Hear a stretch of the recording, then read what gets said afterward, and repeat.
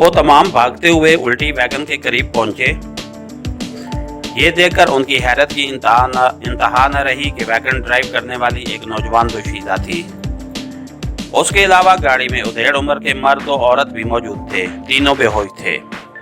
उन्होंने जल्दी से वैगन के दरवाजे खोलकर उन्हें बाहर निकाला। इतने खतरनाक एक्सीडेंट के बावजूद वो शदीद जख्मी होने से बच गए थे, या शायद उन्हें थोड़े जख्मी नजर आ रहे थे। बहरहाल ज़ाहिरी तौर पर वो ठीक ही लग रहे थे। खूबसूरत दोशीज़ा के माथे पर जख्म का निशान था, बाकी बदन बज़ाहिर ठीक नजर आ रहा था। यही हालत उधेड़ उम्र जोड़े की भी थी। उन्हें जमीन पर लेटाकर आतिफ ने दो बंदों को वैगन की तलाशी लेने का हुक्म दिया। वो दोनों चंद लम्हे बाद चमड़े के दो खूबसूरत बैगों के साथ वापस हुए।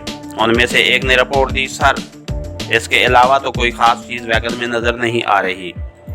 अच्छा, इन तीनों को अपनी वैगन में मुंतकिल कर दो, आतिफ ने कहा, मगर उससे पहले कि उसके हुक्म पर अमल होता एक खुशगवार रिंगिंग ट्यून उनके कानों में गूंजी। ये आवाज़ लड़की के मोबाइल की थी, जो यकीनन उसने गिरबान में रखा हुआ था। जुल्फ़कार, मोबाइल निकालकर मेरे हवाले करो। और जुल्फ़कार ने बेझिझक उसके गिरबान में हाथ डालकर एक जदीद साख्त का खूबसूरत सा सेलफोन निकालकर आतिफ की तरफ बढ़ा दिया। मोबाइल की रोशन स्क्रीन पर आतिफ को इंग्लिश में लिखा महाराज चमकता नजर आया। फोन अटेंड करने पर एक झंझलाती आवाज़ उसके कानों में पड़ी। पार्वती, कहाँ मर गई हो? तुम्हें क्या कहा था कि 20 मिनट में वहां से निकलो।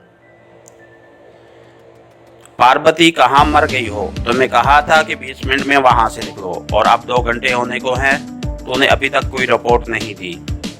जल्दी बताओ कहाँ पे हो? एक लहज़ा सोचने के बाद वो गला खंखार के बोला, मिस्टर, आपकी साथी का एक्सीडेंट हो गया है। ये और इसके हमरा मौजूद 2 उधेड़ उम्र के मर्द और औरत इस हादसे में शदीद जख्मी हो गए हैं, और अब मैं उन्हें अपनी गाड़ी में अस्पताल ले जा रहा हूँ। इनकी गाड़ी यहीं पे उल्टी पड़ी है, आप इसका बंदोबस्त कर सकते हैं तो ठीक है, वरना पुलिस खुद उठवा के ले जाएगी। कौन हो तुम? महाराज चौंक गया था। मेरा नाम अब्दुल शकूर है और मैं एक बिजनेसमैन हूँ। दफ्तर से घर जाते हुए इत्तेफाकी तौर पर यह हादसा मेरी आंखों के सामने पेश आया, और अब मैं उन्हें सिविल अस्पताल ले जाने लगा हूँ। इनकी जान खतरे में है। मेरे पास आपसे बातचीत का टाइम नहीं, आप बस जल्दी से अस्पताल पहुँचें, क्योंकि वर्षा का होना अशद ज़रूरी होगा। क्या बहुत ज़्यादा ज़ख्मी है? इसके लहजे में छुपी तशवीश आतिफ से पोशीदा न रह सकी। भाई, एक दफ़ा बता तो दिया है कि काफ़ी ज़ख्मी है, बाकी खुद आकर देख लेना। ठीक है। अस्पताल पहुंचते ही मुझे इसी नंबर पर कॉल बैक करना, मैं वहीं पहुंच रहा हूं। ये कहते ही उसने राब्ता मुनक़ते कर दिया। चलो, इन्हें गाड़ी में डालो, और जुल्फ़कार, तुम यहीं पे रुक कर इस वैगन की निगरानी करो। पुलिस वाले ले जाना चाहें तो उन्हें रोकने की ज़रूरत नहीं।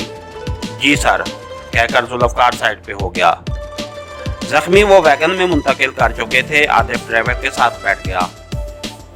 यहाँ से सीधे गेस्ट हाउस चलो, वहाँ लड़की को उतार कर बाकी को अस्पताल ले जाएंगे। सर, ज़्यादा जख्मी तो लड़की है, ये दोनों तो बज़ाहिर ठीक हैं। अकबी नशिस्त पे बैठा इलियास खामोश न रह सका। इलियास साहब, ये दोनों चेहरे बुशरे और लिबास से वाज़े तौर पर मुलाजिम दिखाई देते हैं, जबकि लड़की की ड्राइविंग देखकर भी आपको अंदाज़ा हो जाना चाहिए कि एक मंजी हुई एजेंट है। दुश्मन कभी भी नहीं चाहेगा कि यह हमारे कब्जे में रहे, और वो पहली फुर्सत में उसे छुड़ाने या ख़त्म करने की कोशिश करेंगे। इसलिए रिस्क लेने से बेहतर है कि डॉक्टर को गेस्ट हाउस बुला दिया जाए। मगर आपने तो फ़ोन पर उसे मुतमईन कर दिया था। अब अगर हम उसे अस्पताल लेके ना गए तो वो चौंकने हो जाएंगे। उसकी वजाहत से खुर्म की तसल्ली नहीं हुई थी। चौंकने तो वो उसी वक्त हो गए होंगे जब उनकी कॉल लड़की की बजाय मैंने अटेंड की। अब बगैर तस्दीक के वो किसी सूरत इन बंदों के करीब नहीं भटकेंगे, तो फिर उन्हें अस्पताल ले जाने का क्या फ़ायदा? फ़ायदा ये है मेरे भाई कि लग गया तो तीर, वरना तुक्का सही। इन दोनों को अस्पताल दाखिल करा के एमरजेंसी इस्तिकबालिया पर तीनों का अंदराज करा देंगे।